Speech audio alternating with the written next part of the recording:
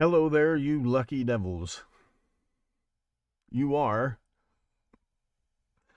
for lack of a better word, plugged in live to what remains of the Stones Unturned podcast.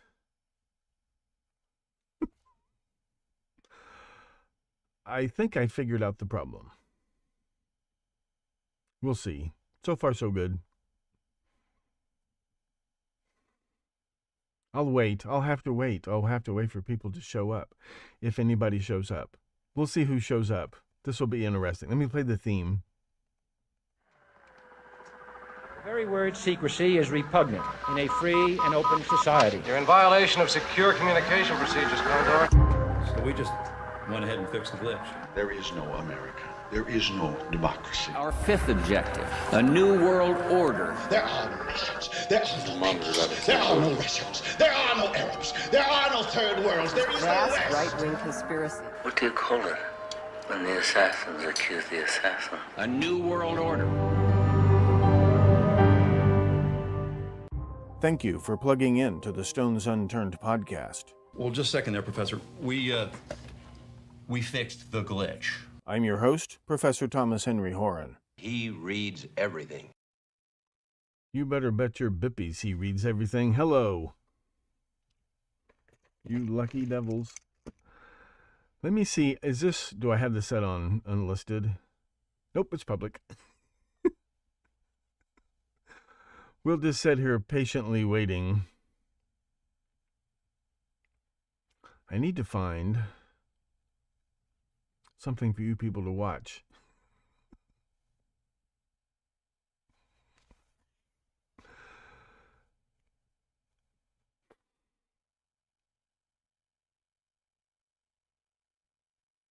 We got a few hours. I'm starving.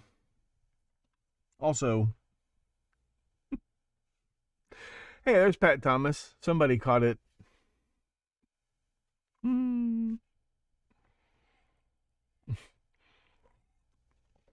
I think I got it figured out.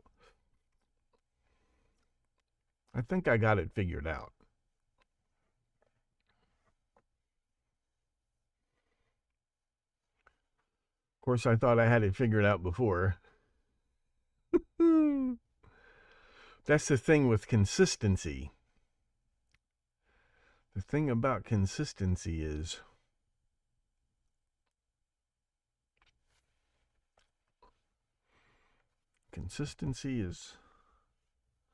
very often our friend. It doesn't look like much. Oh, I know what I want to check. Let's see if this works. Because I got a hunch.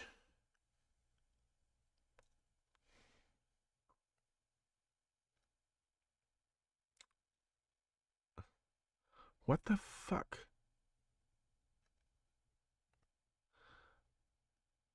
That might be it. That really might be it. That really might be it. Huh. We'll just let this go.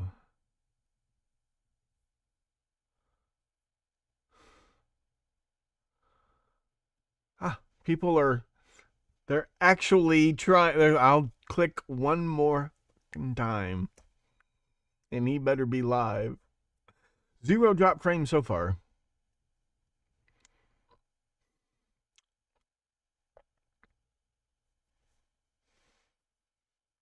I think I figured it out, but we'll see. We will see.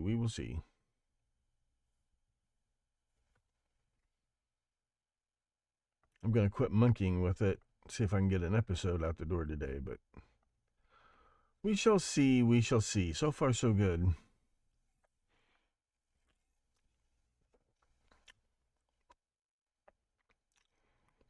I think I figured it out.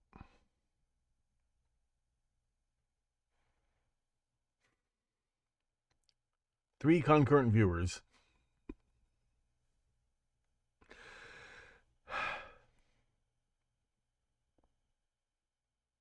I'm running out of steam here. I try to get on an hour. Thanks, Adam. I appreciate that.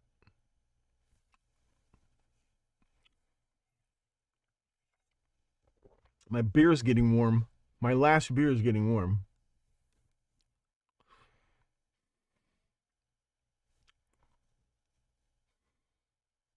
I think I figured it out. This is not important in the slightest. I mainly came on to tell you that the episode's not ready yet. But it's going to be so good. You won't believe it. You won't believe it. It's your birthday today? You know what?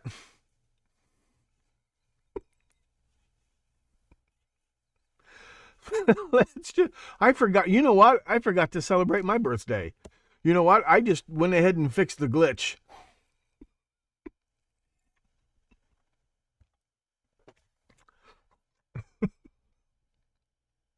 I just keep pouring beer on the computer till it gets happy. Well, happy birthday, Adam.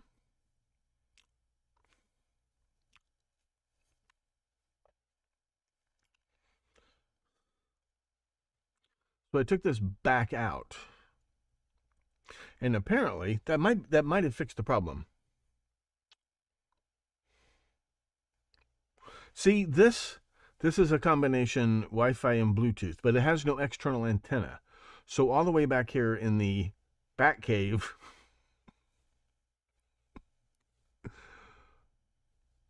well, apparently it doesn't get it's not good enough.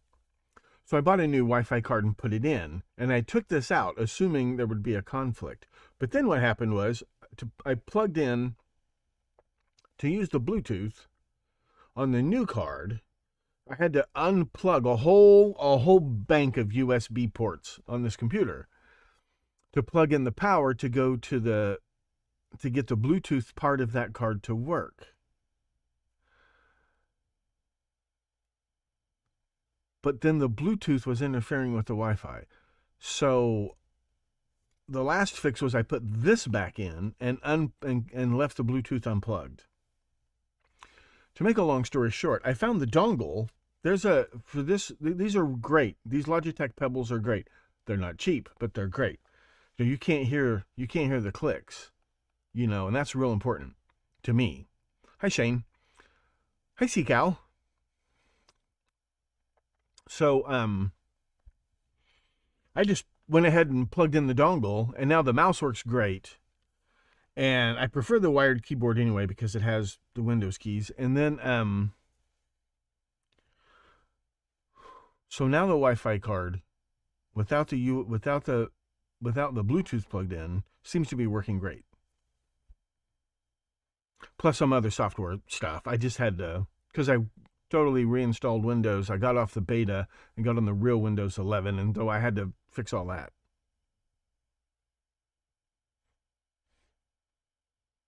So I sat down to do the show, and this different problem popped up with the Wi-Fi. So I think I got it fixed. I think I figured it out.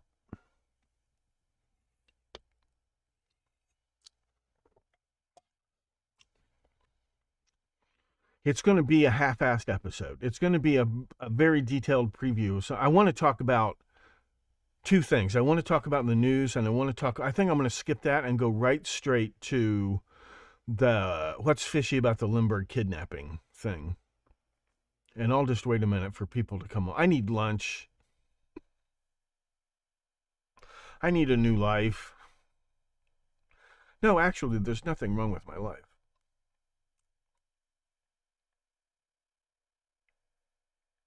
Yeah, I'm using my phone right now. I'm using my hotspot data now. But it's not quite as reliable upstream as it is downstream. But so far, so good. You need cannibals? I'll work on it. I will work on it. Now what's going on? There's no way that should drop below 5 bars. Because the phone is right here.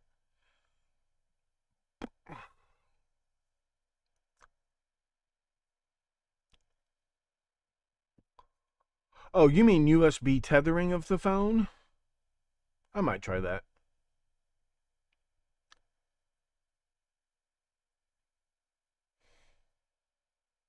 I've never tried that. Maybe I will try that. It would also charge the phone, wouldn't it? That's not a bad idea. I'm not going to do it now. Oh, thanks, Sticky Marks. I appreciate that. That's very thoughtful.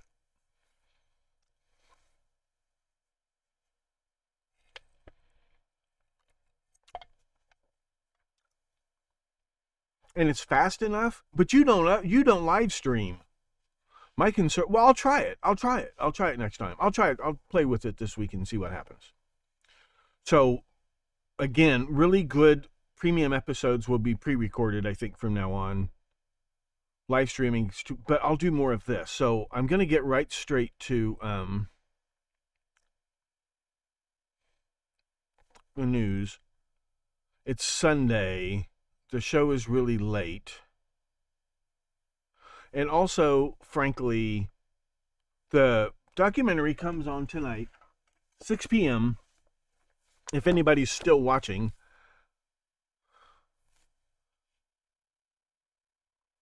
You think USB works better? Okay, especially a USB 3 port. See, the other thing is, I bought a USB-C card for this computer, but the super duper high-speed hard drive, which does make everything tick over smoothly, and it's 2 gigs, so I'm not buying another one. It takes up the, what is it, the PCI M.2 or whatever. You get, up until very recently, you got one of those slots on the motherboard. So, I can't have the super fast, and when I say super fast, it's 7,000 megabytes per second. It's twice as fast. It's the Samsung 980 EVO. No, it's not EVO if it's 980. It's the Samsung 980. It's like twice as fast as previous SSD drives. It is fast. So,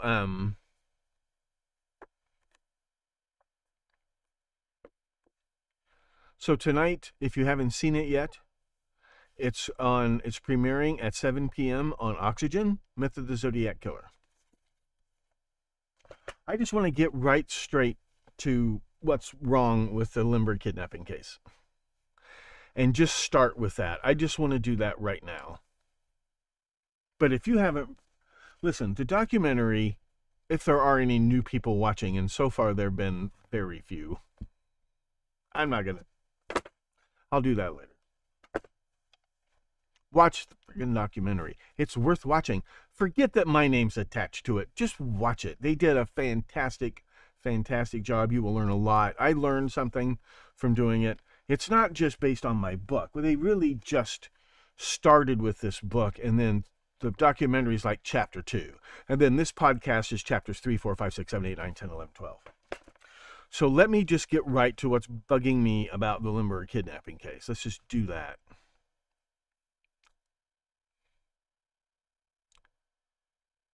Well, we'll watch the trailer for the documentary. Let's watch the trailer for the documentary real quick, for people who haven't seen it.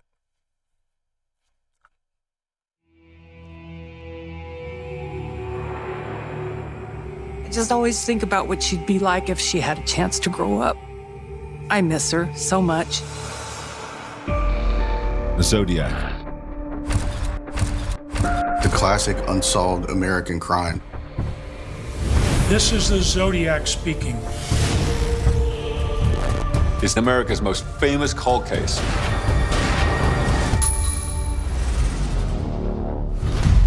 Thomas Horan interview, take 1. Nobody has come close to cracking this for over 50 years. I believe all the murders were committed by one person. That doesn't make any sense. The ballistics don't match. The fingerprints don't match. The witness descriptions and survivor descriptions of the killer don't match. This is the first time 32 letters have ever been analyzed with artificial intelligence. I've never talked about it. I just assumed he might come for me. I've been arrested as the Zodiac. Did you kill Darlene? What if there is no Zodiac killer?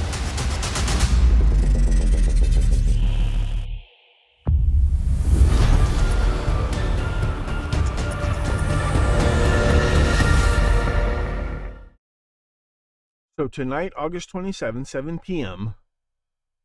I don't know how it works anymore. I watched it on Peacock. I didn't get to see it till it was on Peacock. Watch it. It's really, really good. It's really, really good. And I'm not the whole thing. I'm just a little bitty bit of it, okay? Don't avoid what you will see this shirt. Don't avoid watching it just because I'm on it. Drew Beeson's on it. You should watch it. That was Jim. That was Jim Crabtree, who claimed to be Darlene's ex-husband, but apparently they were not ever legally married. So what the hell's going on with the Lindbergh baby kidnapping? Yeah, forget. I'll read the news some other time. And it's fascinating. Here's what I want to talk about just today, because I'm going to really get into this. And I found some really good resources, which I will be plagiarizing like a mad bastard. I hope they don't mind, because it's really good stuff. We don't know what happened. This is a lot like this is so eerily identical to JonBenet Ramsey and Madeleine McCann. It's not funny. It's not funny. The public doesn't know what happened. But when we get access to the original police reports and things like that, just like Zodiac, just like Son of Sam, just like Manson, the actual police reports, and they tell a totally different story than the story we've heard for decade after decade. It's all myth. When you read the actual documents, they tell a totally different story. In this case, there weren't very many original documents to get access to.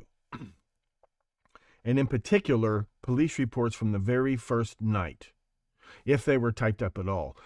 Immediately, Charles Lindbergh, who was maybe 30 years old, he calls his buddy at the state police and the governor, and they get on the phone to the governor, and the governor deputizes Charles Lindbergh over the phone and puts him in command of the investigation, at least until, as long as it's a apparent kidnapping case.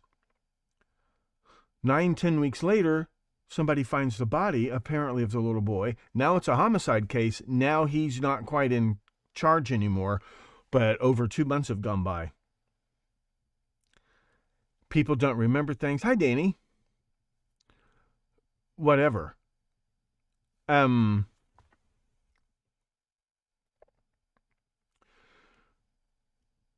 But Betty Gow's original statement to the Newark Police Department is available.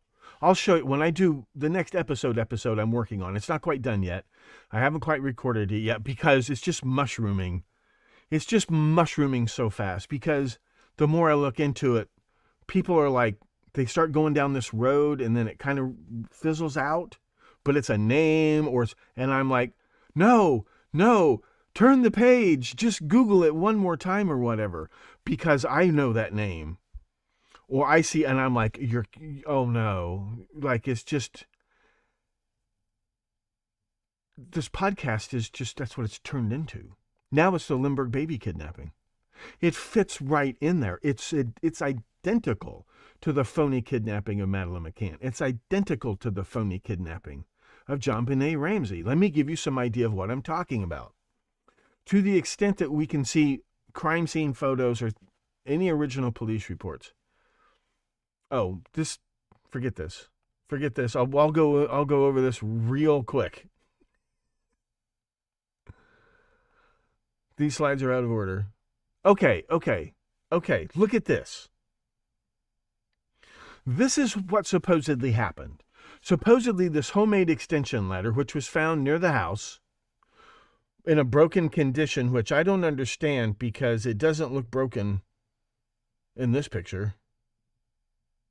Here it is, placed up against the house, and this was the window where supposedly the baby, somebody got in that window, grabbed the baby, 30-pound baby, 20 months old. It's not quite he's not walking really. He's not quite a toddler. He's an infant. You're an infant till you're like what? 3-4 years old. It used to be till 7. The point is, he's called the baby. He's only 20 months old. He's just barely 20 months old. He's just a really big baby. This is apparently how things were when police arrived. You will notice a lot of these shutters are closed and bolted, and you will notice a lot of these shutters are wide open. But this corner of the house was the baby's nursery. To the right of the baby's nursery is the bathroom. And to the right of the bathroom, connected to the nursery, is the bedroom of the nurse and nanny, Betty Gow, from Scotland. This was her room. This is the bathroom she shared with the baby. Here's the other window in the baby's room, and then there's another bathroom and then on the other side of that is the master bedroom. And the rest of the upstairs is taken up with bedrooms for the future children. And the mother was pregnant at the time little Lindy disappeared. You understand that, right? She was already pregnant again. Directly beneath the nursery is Charles's, the Colonel, as he liked to be called. His study is directly beneath. So one theory of the kidnapping is that it took place very close to 10 o'clock. And this was the ladder and the ladder was put up like this, okay? They got in the window, got the baby without leaving muddy footprints, I'm going to get to that in a second. Okay? And these are crime scene photographs taken the next day. These are soldiers. These are soldiers who've come out here to guard the property, try to keep sightseers away, things like this. You see this ladder. And this is a close-up. This is how high the extension ladder went. First of all, I'll just jump into it right now. First of all, this is completely impossible. That window's not very big. Do you see how far that window does not open?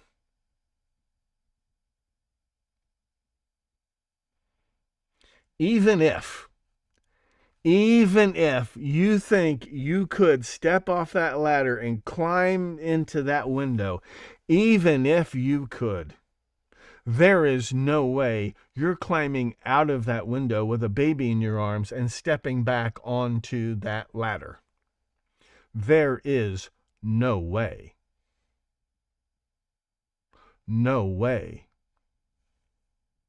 It would be almost impossible to step out the window and step on the ladder and get on the ladder without pulling the ladder over and you fall. The ground was muddy. It had rained for a month. It rained that day.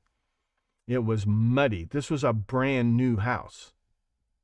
It still wasn't finished. There's still scrap lumber. And see, look, there's no yard. This is all mud. There's nothing out there but mud. There's no grass or anything. The house isn't quite finished yet.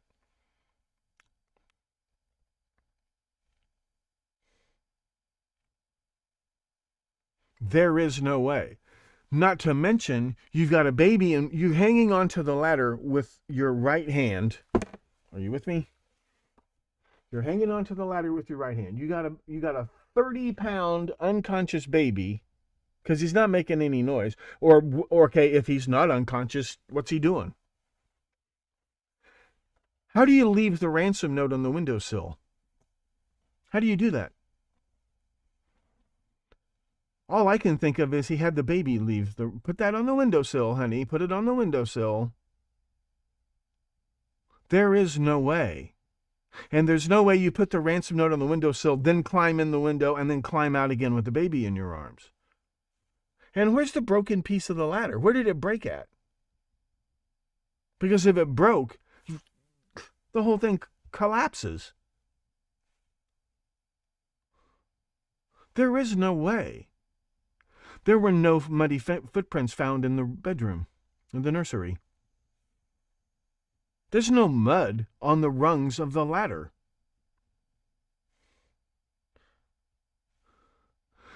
Somebody came up with the theory that he put like burlap socks over his shoes while he was standing on the ladder so that he wouldn't leave muddy footprints. If you're going to snatch a baby and leave a ransom note, why would you care about leaving signs that that somebody had been in the room? Oh, here we go. Okay, that wasn't so bad. That might not be an internet problem. That might be something else with the computer. Okay. 84 drop frames. Okay, let me repeat that. Why would you worry about leaving some muddy footprints smeared on the floor if you're going to leave a ransom note behind? Why would you bother standing on this ladder, putting cloth booties on your shoes? And why would you bring them with you? It's a good thing. It's a good thing I brought my booties. I suppose he could have taken his shoes off and gone up the ladder in stocking feet. I want you to take your shoes off, and I want you to climb a ladder with no shoes on. Go ahead. I don't mean a step ladder. This isn't a step ladder. These are 1-bys. He's got 1-bys for rungs. Go ahead. Climb up a ladder with no shoes on. We'll wait. There is no way. There were no fingerprints in the room except those of the baby. Somebody had wiped all fingerprints from the room, from every object in the room, except the baby's fingerprints.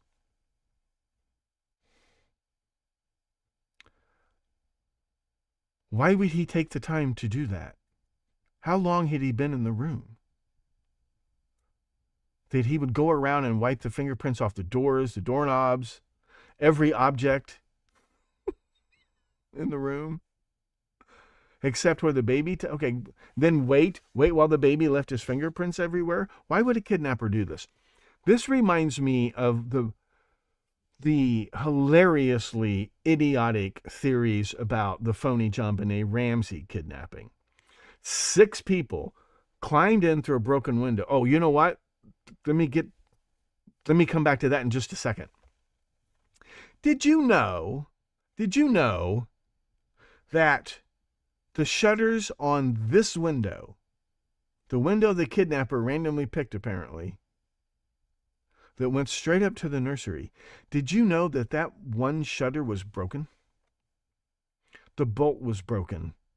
It had been broken for, I won't say a month. It had been broken for several weeks. And it had not been fixed. Apparently, here's another thing. The window, these are sash windows. These are double hung sash windows. This was a nice house. This was brand new. This was brand new construction. It wasn't even finished yet. Supposedly the lock had been broken, like with a chisel, which was found at the scene. A chisel was found. Well, everybody changes their story. Lindbergh supposedly found the ladder in the chisel and the broken pieces of ladder. Took the chisel and popped the... Have you ever... I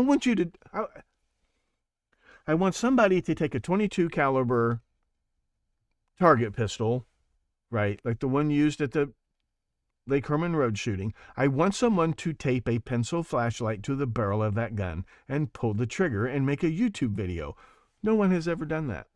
I want somebody to take a chisel and break the lock on that window forget the noise without breaking the glass.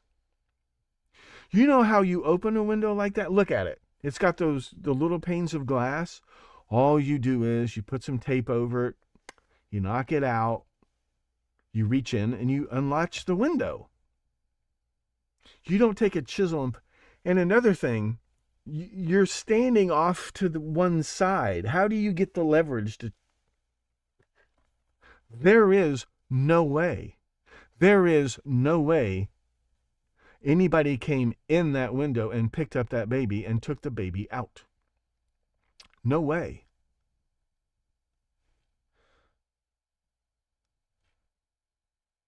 What else am I forgetting? Apparently there was also a dresser pushed up against that window. So they'd have to climb over the window. But there is no way. Now, when the ladder was found, it wasn't found fully extended. The ladder was found, and see, this would, just to get Carlos for scale, okay? And this guy's probably about 5'9" or 5'10". Okay? There's no way he can climb out of that window and get on that ladder, let alone with a 30-pound baby in his arms. And people say, well, he dropped the baby. That still doesn't explain. It doesn't even explain how he got in. The next thing is, you know they had 4 dogs, right? The dogs didn't bark. Here's another thing. They left a couple of dogs at the Morrow's house. For some reason, just that one weekend, they left Skeen, the dog who slept under the baby's bed every night. They left him at the in-laws' house just that one night. So he wasn't in the room.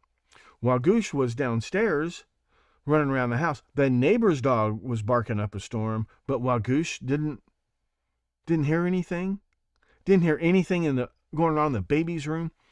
You cannot fool a dog's ears or a dog's nose. That dog hears everything that's going on. Everything that's going on, inside and outside the house. There is no way somebody pulled off this incredible gymnastic stunt without that dog hearing. There's just no way. They didn't even have...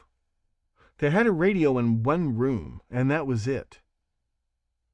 And the baby's room, somebody breaks the window and gets into the baby's room, and the dog doesn't notice. There is no way. That dog was thinking about that baby all the time. More than the mother and the father and the nanny put together. That dog's mind was never off of that baby.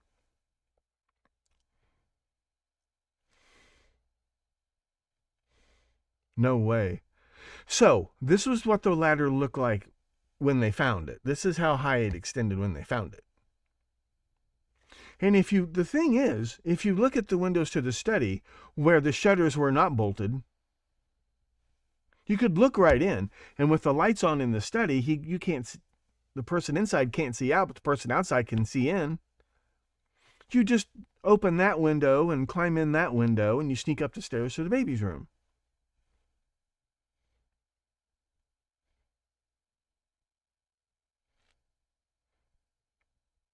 Now, I'm going to get to the timeline of this in a minute.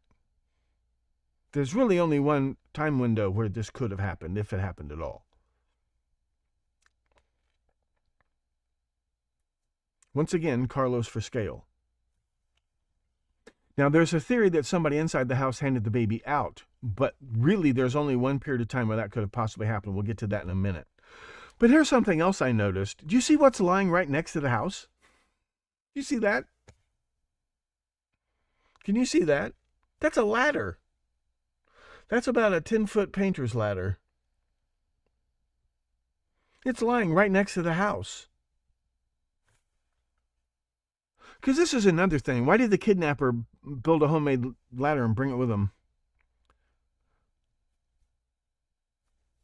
To break into a house while the whole house is awake, every light is on, everybody's eating supper, they're in the study, just like what supposedly happened in the Madeleine McCann case, except that supposedly we'll get to that. There was somebody looking at the apartment when the kidnapping took place. And Gerald McCann was inside the apartment when the kidnapping took place. It's more egregious than this. He was actually in the apartment, probably in the bedroom, when the phony kidnapping of Madeleine McCann took place. We'll go over that. I haven't ever gone over that. That's the fakest story ever. But and the second fakest story is JonBenet Ramsey. That six people found a broken basement window, and 6 people crawled in the basement window without disturbing that old cobweb.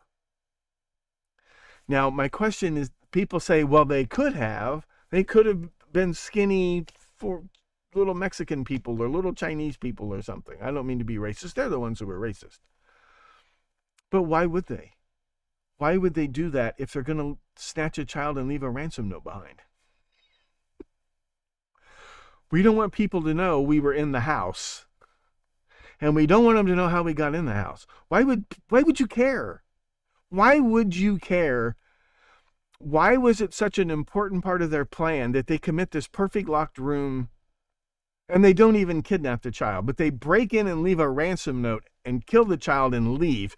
Whatever you do, don't touch that cobweb, because then they might figure out that we use this window to get it. Why would you even bother in the dark?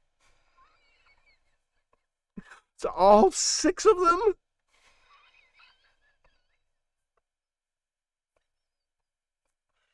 But here again, we have a broken window and a broken alarm, or they don't bother using their alarm, and they don't bother using it.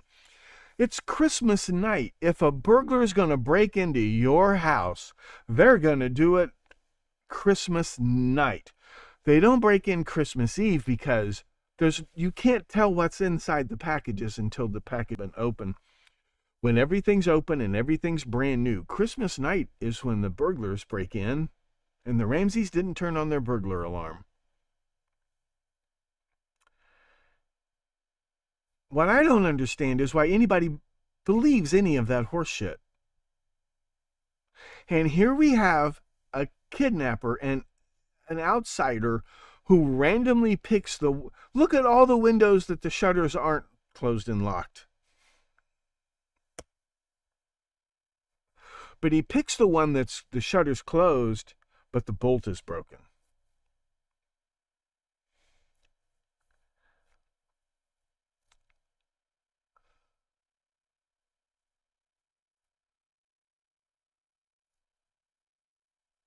But Adam, did he bet his life on getting away with it?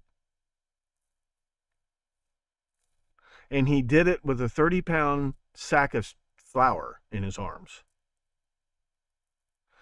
And he did it, he climbed up a ladder from mud. There is no grass. This is pure mud. It had rained all day. And he got in and walked around the room and got out of the room without leaving a trace of a muddy footprint. Is that what he did? And he managed to pry the lock on the window. You know those old sash windows? They come flush like this, and then you turn that thing. You can break that, but you usually end up breaking the glass. There's no way you could do it without breaking the glass, when all you need to do is just knock out a little piece of glass and open the window. It'd be much quieter.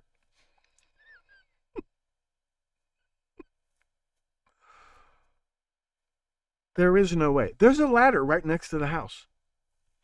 And this ladder, looking at it, kind of reconstructing it, appears to be about 10 feet long.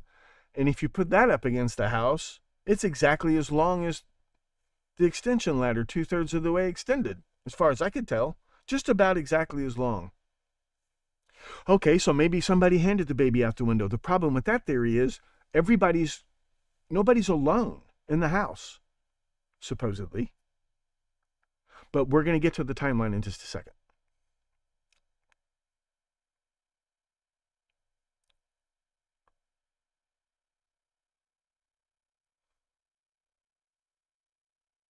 It's okay, Adam. I'm not saying that it's one ridiculous thing no. I'm saying every point of the official theory is ludicrous. Prima facie. It is, on the face of it, ludicrous. But look, the ladder that was lying right next to the house, if a man, and bear in mind that there's one possible suspect in this case who was 6'4". Okay, he's about 6 inches taller than this guy. The only way the baby went out that window is if the baby climbed out the window.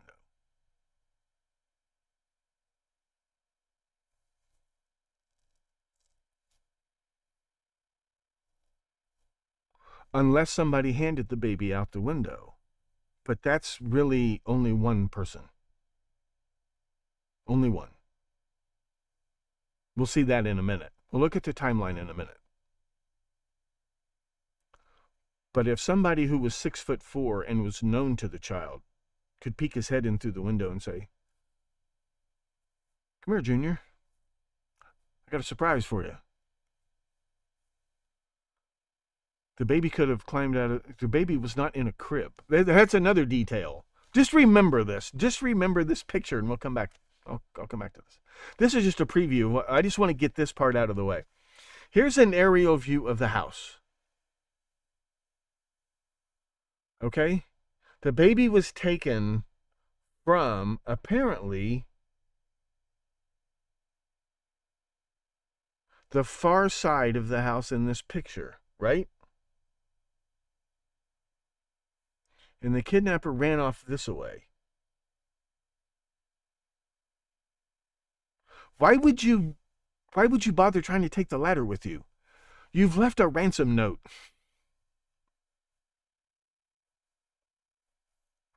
You don't want to make it look like it was an impossible thing to do. Here's another thing. Why would you make it look impossible? Why would you make it look like the murder's in the Rue Morgue? Remember, the obvious conclusion is an orangutan did it?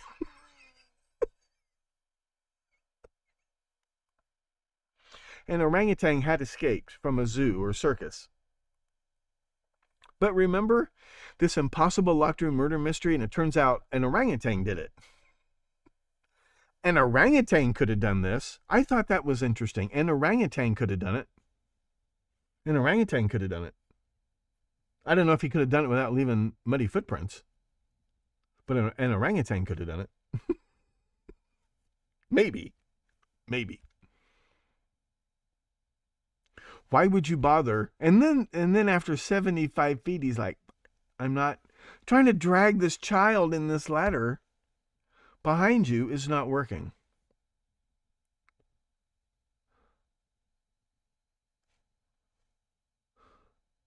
Here's another thing. The Lindbergh estate straddled 2 counties. This road right here is the county line. The house was all in one county. But the rest of the estate's across the county line.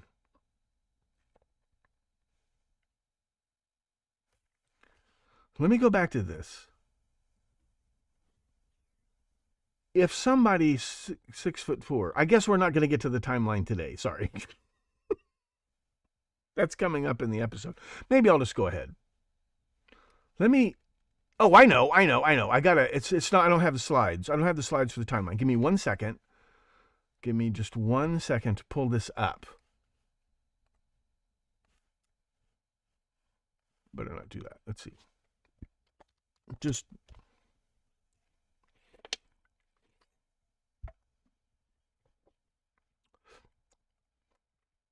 Let me pull up the timeline. Yeah, this is a big part of this live stream today, is the timeline. Okay, so let me just read this to you guys.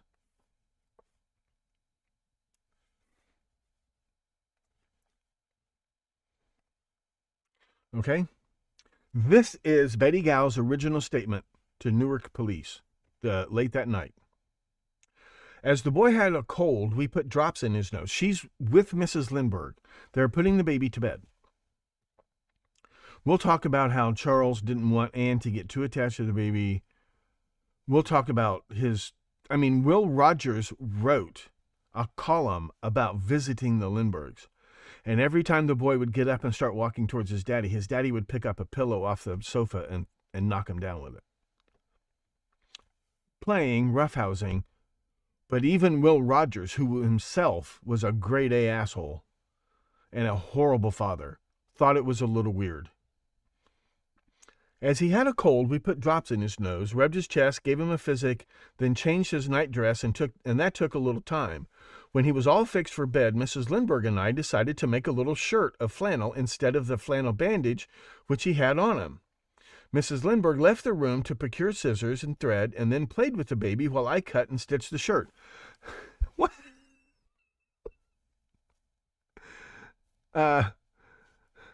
Diaper. Brrr.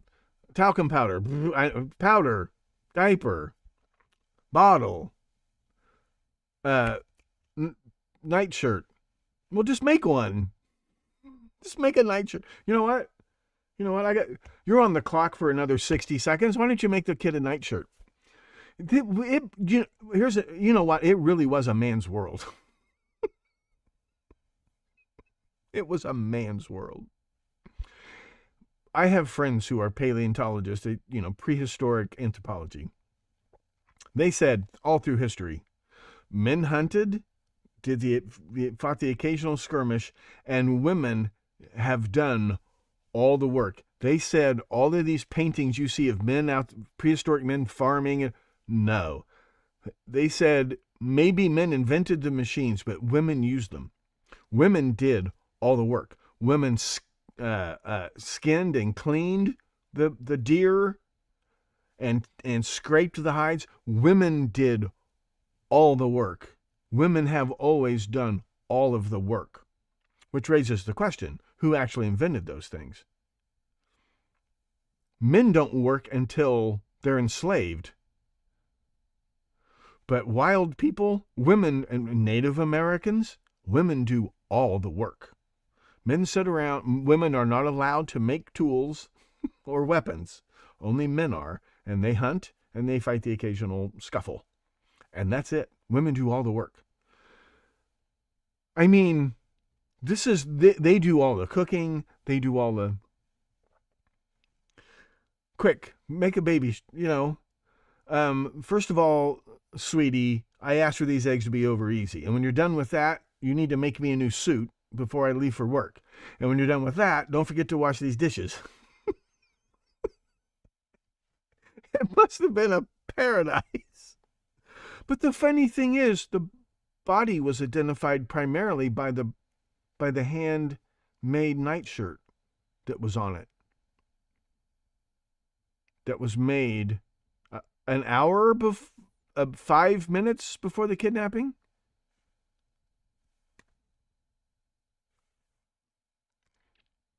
Some kidnappers have... I put this on him and put him under covers to sleep. Mrs. Lindbergh and I went around to the windows, fixing the shutters, and when she left the room, I opened one window in the rear. This window opens inward, the French windows. I opened the window halfway, but with the shutter bolted to let some fresh air in for the night. Just not for the whole night. They opened the window just for a little while after the baby's undercover. Fresh air was a miracle cure in those days. I opened the window halfway. Mrs. Lindbergh and I locked the shutters except one, the one used by the kidnapper, because the bolt was broken. And it was known to be broken. It had been known to be broken for almost a month. And Lindbergh, the control freak, this house he did not get along with his in-laws. This was something that really surprised me. Lindbergh and his father-in-law got along like two cats in a sack. And they fought over the future of this baby. And the old man was getting the upper hand. It gets really interesting really fast. We fixed it as best we could. The kidnapper just happened to choose that one, supposedly. Mrs. Lindbergh left the room before I did. This was about 7:30. This is it. According to Betty Gow and everybody else in the house, nobody saw that baby again. No, wait, no. No one else except Betty Gow saw the baby after that. Before I left, I put the light out, closed the door lightly. Both doors to the room were closed. I went into the bathroom, the one adjoining her room, between the baby's room and her room, remember, on that outside wall, and washed some of the baby's clothes. So she could have signaled somebody out that window. Somebody could have seen her. Wash some of the baby's clothes. Remember JonBenet Ramsey's, the shirt that she was wearing when she put to bed was found in the bathroom, sopping wet, it unwadded up in a ball, like somebody washed it? Remember that? The clothes she had on?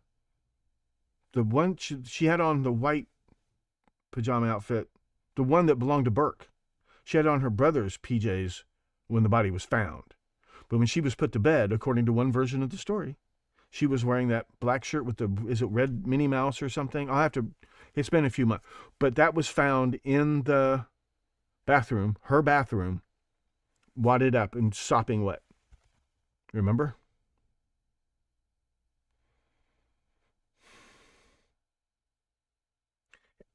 And he stayed asleep. I went into his room, found that he was fast asleep, and he seemed to be very comfortable.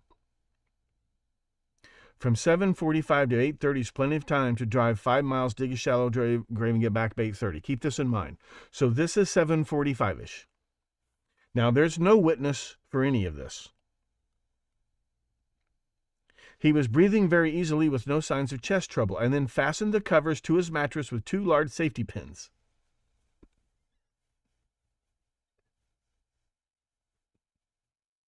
How would you like to wake up and you've already got a fever, and you wake up and you have been strapped to your bed? He had given strict orders that from the time the baby was put to bed at 8 o'clock till 10 o'clock, when the nanny alone, not the mother, would wake him up, give him his last feeding, his last potty, and put him back down for the night, no one was to enter that room, no matter how much the kids screamed and hollered. That was kind of a child-rearing thing in those days, but it's very, very, very identical to how the British upper class raised their children. Remember that. And the in-laws didn't care for it, but Anne just went along. Apparently, she was wrapped around his little finger. She wanted to get out from under her parents as well. This is what happened. They had these rules. No one. This would be about 10 minutes to 8. Then I put the bathroom light out, and I put out the light in my own room and went downstairs to the cellar. She went downstairs, with nobody else with her, to hang up some of the clothes I had washed.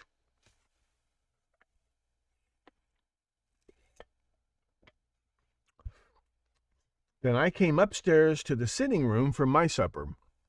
So looking, it's way back in one of the back sections of this massive house is the sitting room. Okay?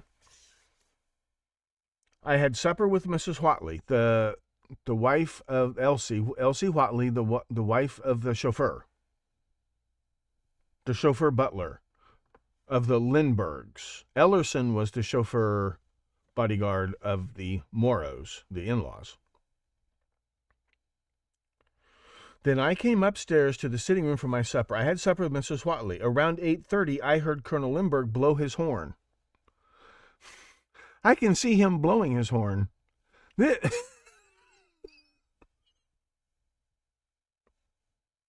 When you hear that horn, you better have, number one, the baby's clothes, my suit, and supper on the table. Or there's going to be trouble.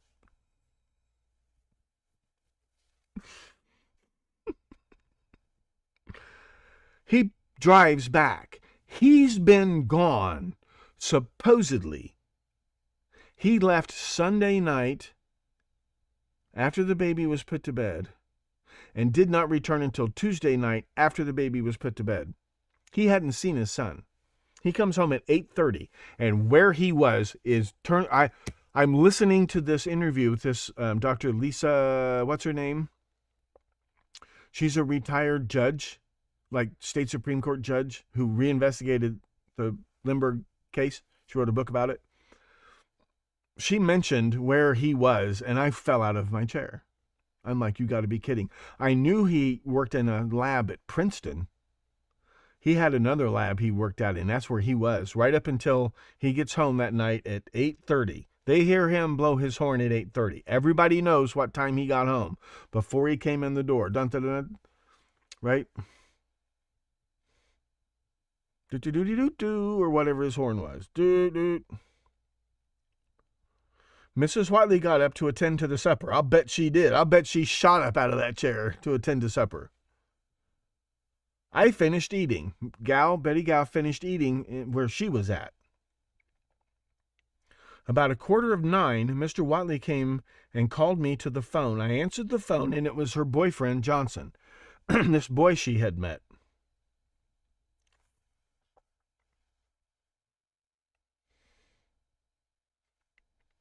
Oh, sorry. Yeah, so the sitting room is way back in the middle of the house. Okay, let me go back to this.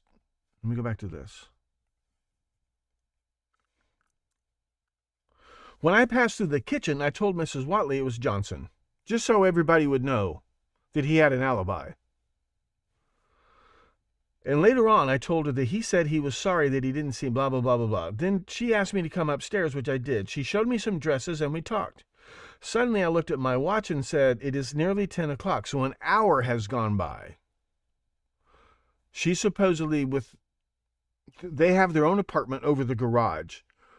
Elsie and, what's-his-name, Watley, had their own apartment over the garage.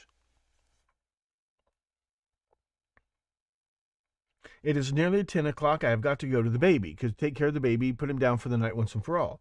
I went into the bathroom, lit the light, and put on the electric heater. Then I thought I would get Mrs. Lindbergh to go in with me and see the baby.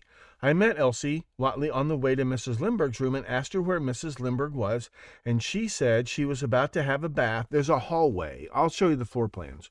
Floor plans for this house were not easy to find, which is interesting.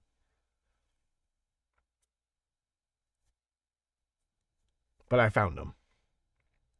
I said, all right, I won't disturb her. And then I said, if she wants to see the baby, she can go through the connecting door. Right, there are 2 bathrooms connected to the nursery. One goes back to the master bedroom, and one goes to the left to Betty Gal's room, the nurse's room. Then I went back to the baby's room. I opened the door, crossed the room, closed the French window. She didn't always stay with them at the country house. She'd only been there a couple of times, and one time she went there with her boyfriend when the Lindberghs weren't there, I think. Because they were there for New Year's Eve, and she was there on New Year's Day or something. She wasn't always there with them. She stayed at the Morrow estate, what was up until then the permanent home of Charles and Anne. I opened the door, crossed the room, closed the French window, the one that she'd left open, but the shutter was bolted, plugged in the electric heater, and then crossed to the baby's cot. Not crib, cot, which is at the wall furthest from the windows. There was also a screen at the head of the baby's cot. I crossed to the baby's cot and discovered that I couldn't hear the baby breathing. I thought that something had happened to him, that perhaps the clothes were over his head. Maybe.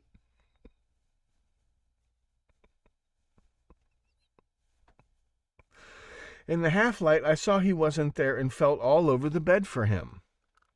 I went into Mrs. Lindbergh's room through the passage and asked her if she had the baby. I said, do you have the baby, Mrs. Lindbergh? And she replied, no. She was just coming out of the bathroom door. I said, perhaps Colonel Lindbergh has him then. I said, where is Colonel Lindbergh? As she looked at me in a bewildered way. I ran downstairs, stood at the door of Colonel Lindbergh's study.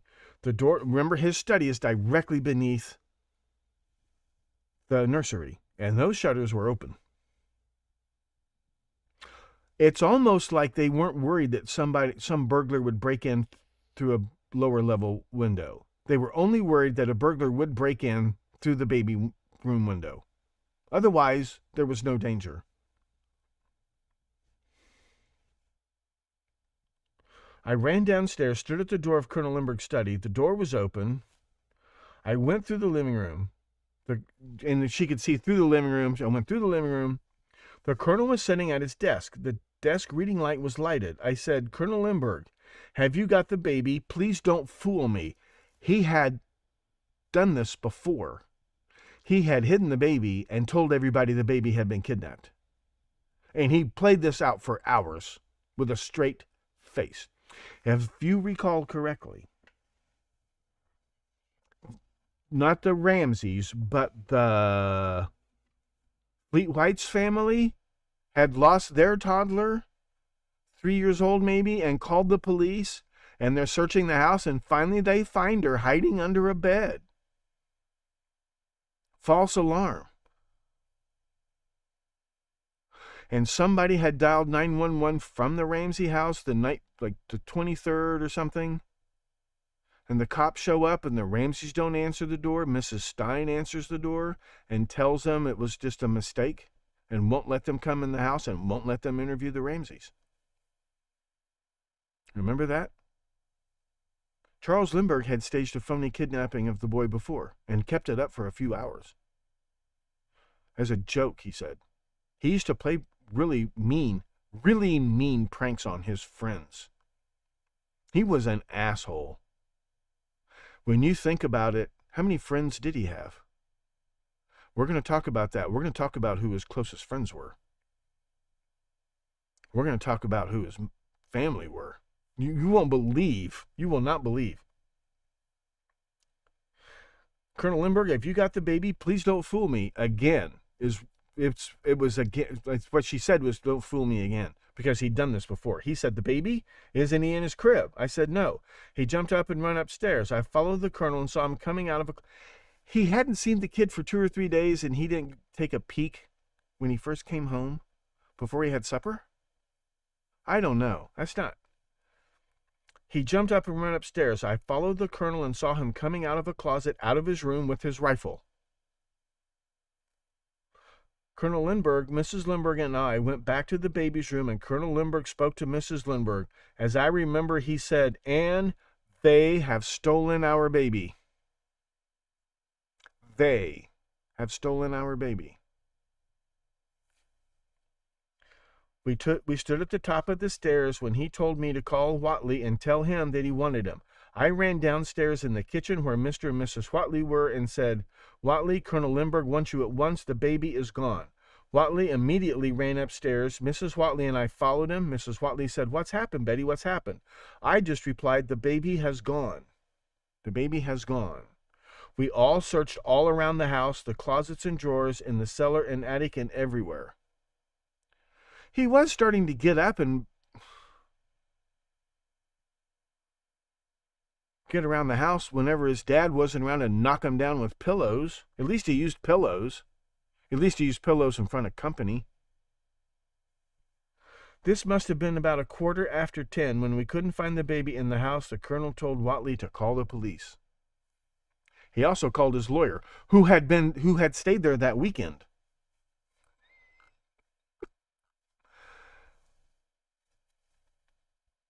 Everybody's with somebody from 8:30 p.m. on. We don't know what time Colonel Lindbergh actually got home. He wasn't noticed being home until 8:30. So he must not have pulled his car up. The driveway circles all the way around back to the parking area. It's not like a modern house where you park right in front of the house. This is a classy estate, country estate. So as he pulled up the road, he would have seen the kidnapper or whatever, because that was the side of the house where it happened. And you circle around. Where's that picture? Where's that picture? So the side of the house you're looking at now, that's the far side of the aerial photograph. That's the far side of the aerial photograph, right? I'm right about that, right? Because it looks like this is a patio over here. I will triple check all of this. But this is the part of the house. See, there's a 3-car attached garage, and above that is the apartment where the Whatleys lived. Way back here in the back is where the child was taken. But the nurse has the adjoining room connected by a bathroom. So way back here in the far back corner of the house, this is where the baby's room was. And beneath that was the study. This middle section of the house is the sitting room, the living room, and the dining room in the middle of the house, because this is the garage. He also had a massive hangar. There's an airstrip. There's an airstrip on this property, which is interesting, because John Bennett Ramsey was a licensed pilot, and he flew the families, and they owned their own jet plane, their own Learjet or whatever it was. And he flew that all the time. They were supposed to fly to Michigan Christmas morning.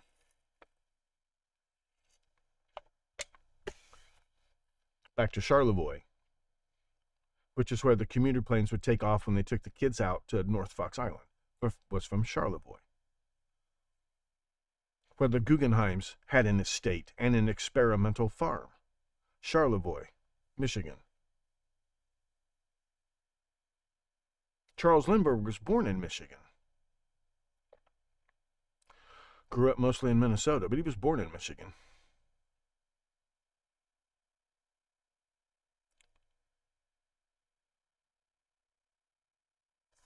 Are you with me? We don't know where he was. We don't know where he was. But at 7:45, he could have easily stopped down the road, walked around, climbed up the ladder that was already there, or climbed up, it gets bizarre. Where the hell did this other ladder come from? But there's another ladder right there. He could have gone up the ladder, either had the child come to him or had Betty Gal, because the child wouldn't scream and holler and struggle if his daddy came for him. Daddy wants to see me for a change? Gee, this must be a special occasion.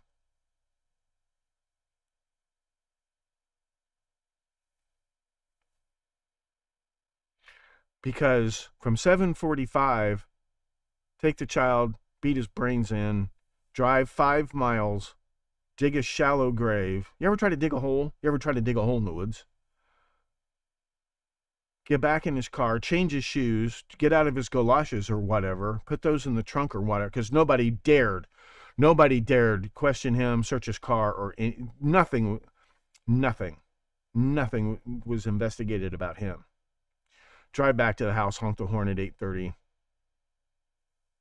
That doesn't prove anything.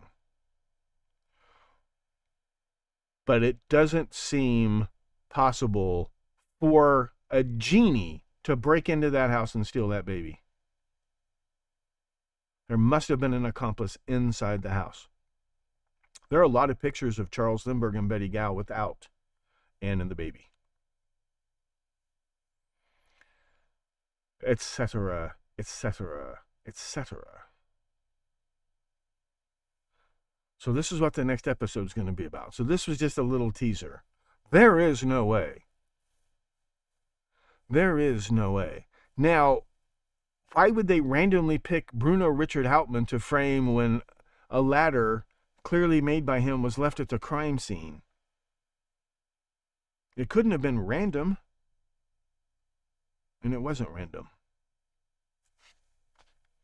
So what does all of this have to do? What really happened to the Lindbergh baby? And what the hell does it have to do? There will be another episode, one more episode in the series about Jim Phillips Crabtree in the Zodiac murders. What does that have to do with Darlene Suennen being photographed in the house of a paperclip Nazi war hero?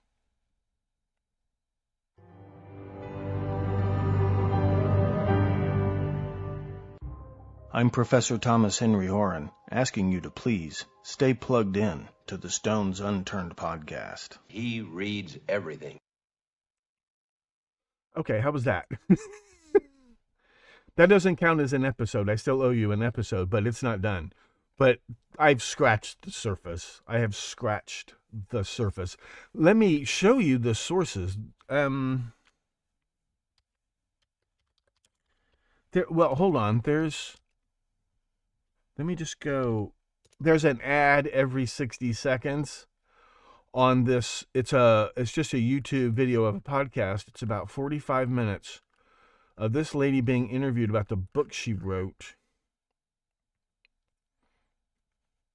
Then I found a website. This guy is so much like me in the situation I have been in for 12 years. It's not funny. I have found my doppelganger. And I am going to plagiarize that website till his eyeballs bleed. But I'm going to fill in. The gaps aren't that wide in his work, but they are rich. They are filled with solid gold. He's this close. He may have already started to put it together. I don't know if he's ever heard of me. When I make the next episode, I will send him the link. But I am going to be stealing from that. Where's that video? History.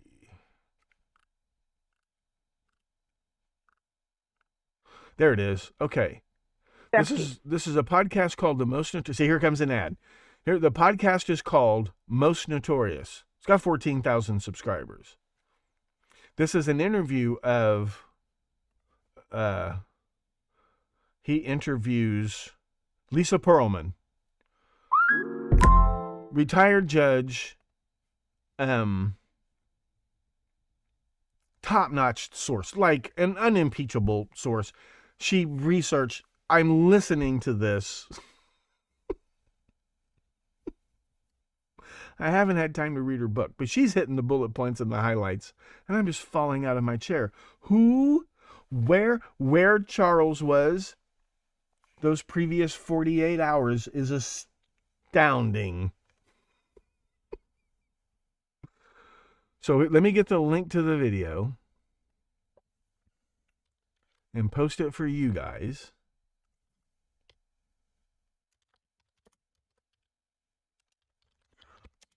I'm not saying they have.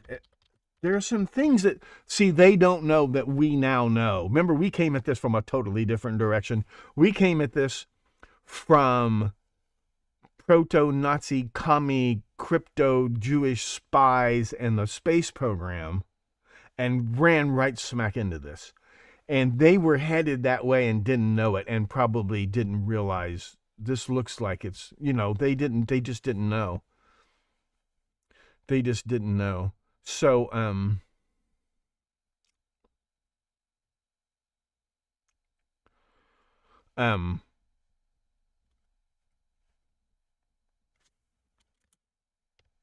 I know, is it Lisa? Did Lisa read this book and she turned me on to it?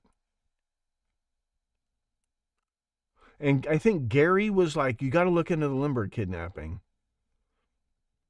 Judge Lisa Perlman. Hi, Melissa. Maybe that was it. Were you the one, sweetie? Sweetie, darling.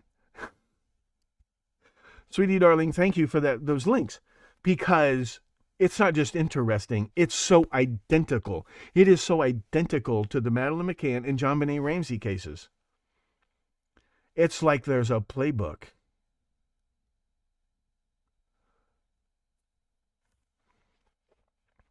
So, there's that. Then,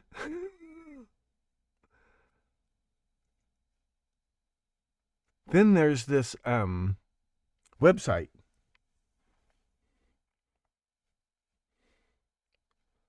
I'm not going to give you the website yet because it's full of spoilers. I will give full credit the next episode that will be recorded maybe tomorrow or whatever.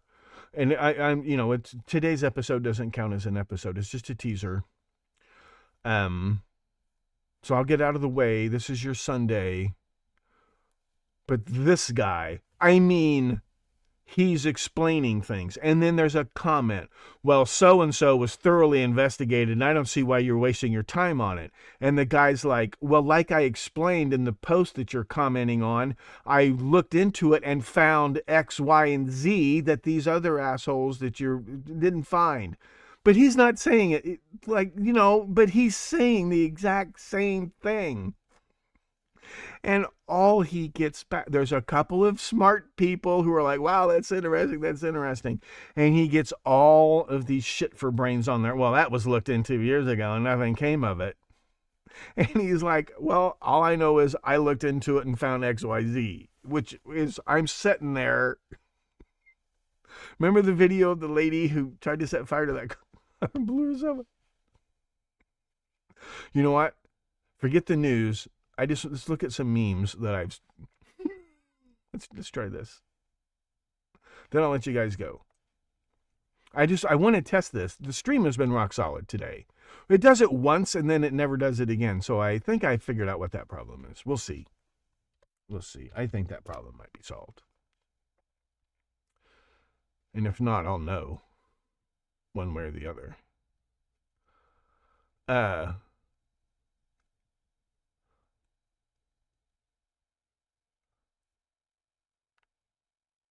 Okay, let's see.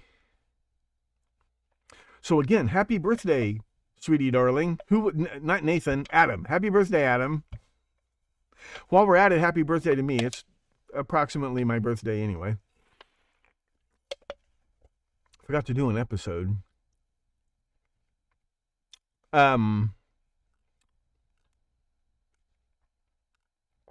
Who's this?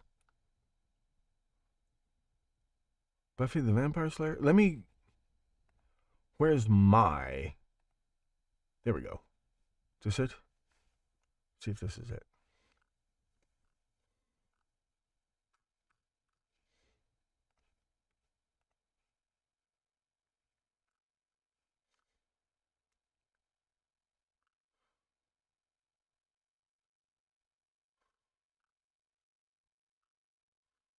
Yeah, I kept trying to start the thing. Oh, a funny thing happened on the way to Walmart. I love. This is Can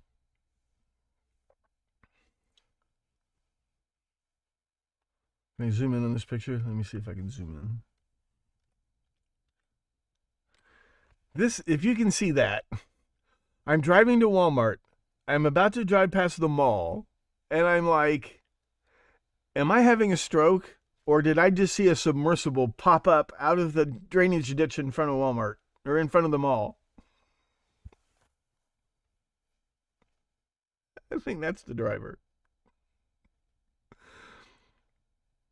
His paramour was screaming at me, "Put your phone away! I don't think that's appropriate." And I was like, "How the fuck did you manage to do this?" I did not tell them I am a journalist, and I certainly didn't tell them that if they don't believe me, to watch Oxygen tonight. And see what kind of journalist are you? I'll show you what kind of journalist I am. So I'm driving along, and out of the corner of my eye, I see this RV fly up out of the ditch.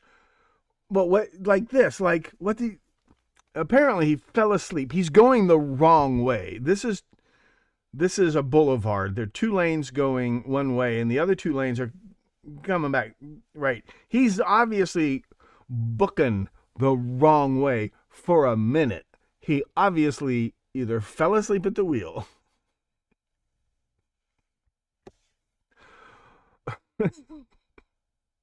or he was asking his wife to make him a nightshirt. Because it wasn't like he just had a blowout and swerved off the road. He'd been plowing down that ditch for a ways, and you can't see it from this angle, but when he got to the end of that ditch as a culvert, right, because there's the road that goes across the ditch, so it's like this. He's down the bottom of the ditch. He's going like 40, 45. Bam! Because the back end of the RV is all kind of popped out of the ditch again. But I saw it like, am I having a stroke, or did a submersible just pop up out of the ditch?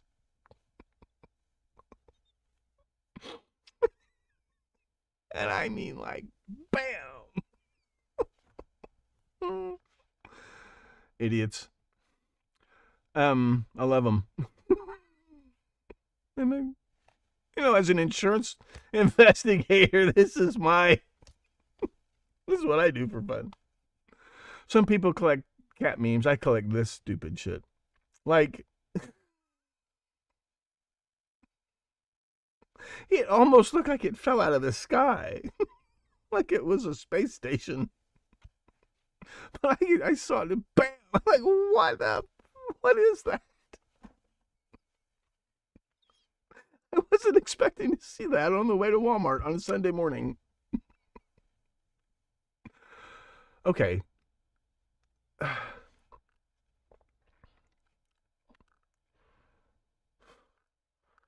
Okay, I'm going to skip the news and go straight.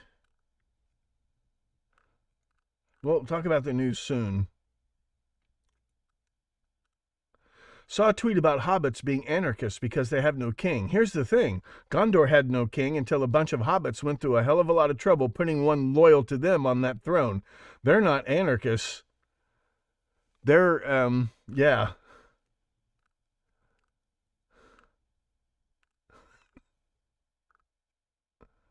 Yeah, this is good. Watch this. Watch this girl.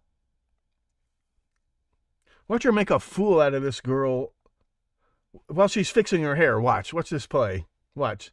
She never takes her hands off her hair. She faked that broad right out of her shoes. And didn't even stop. Look. My brother played football, as Sticky Marks would call it. He taught me a little bit.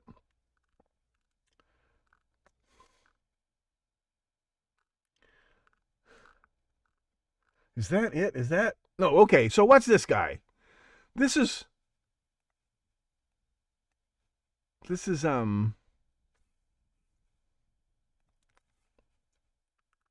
is what it was like watching these listening to these podcasts and reading this website. I'm not going to put the audio on because this guy has got a potty mouth. Just watch. 5-gallon can of gas. Okay, here we go.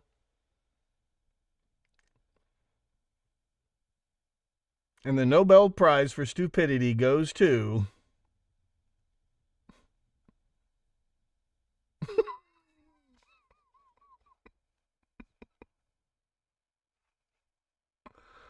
When I say I had my wig blown up... Oh, this is my all-time favorite meme, just so you know. Cookie Monster doing the Sasquatch walk, believe. That's my all-time favorite meme right there. FBI searching for Proud Boy after he disappears days before his sentencing. Boy, it's funny. The FBI can find anybody they want until they don't want to find them, and then all of a sudden they can't find them.